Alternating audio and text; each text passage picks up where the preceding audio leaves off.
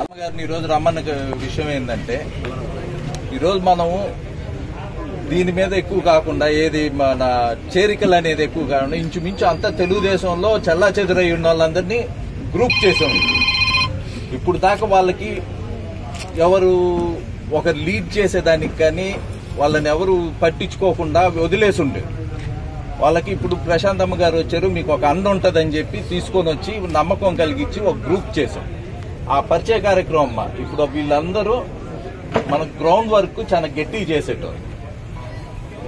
Ground work ఊర్లో ground work చేయగలిగిన వాళ్ళందరినీ ఒకసారి మీకు పరిచయం చేసేసి యాక్టివిటీస్ జరగల ఇంక నుంచి ఈ నెల రోజులు చాలా గట్టిగా చేసి పంచాయతీలో ఎప్పుడు మనం చేసిన ఒక 2000 ఓట్లు మెజార్టీ వచ్చేటట్లు పంచాయతీ మీద కృషి చేసి వర్క్ చేయాలని కోరుకుంటున్నాం. అది ఖచ్చితంగా తెస్తామనే నమ్మకం కూడా నాకుంది. ఎప్పుడు మనం చేసిన ఆ పంచాయతీలో ఎప్పుడు మనకు మెజార్టీ తగ్గల, ఈసారి కూడా తగ్గకుండా చేయాలి. డెఫినెట్ గా చెప్తున్నా, అసలు కేడర్ అనేది చెల్లా చెదురైపోయింది. ఏది మన టీడీపీ కేడర్ అనేది చెల్లా చెదురైపోయింది. మేము కూడా అటు ఇటు మారుతున్నాం. పోయినసారి వైసీపీలో ఉండం, ఈసారి టీడీపీకి వచ్చాను. దీనివల్ల ఏంటంటే వైసీపీ నుంచి ఇటు రావడంతో చాలా వరకు క్యాడర్ చల్లా చెదురైంది. టీడీపీ క్యాడర్ ఏంది, యాక్చువల్ వర్కర్స్ మొత్తం ఉన్నారు, మా టీడీపీలో ఉండరు.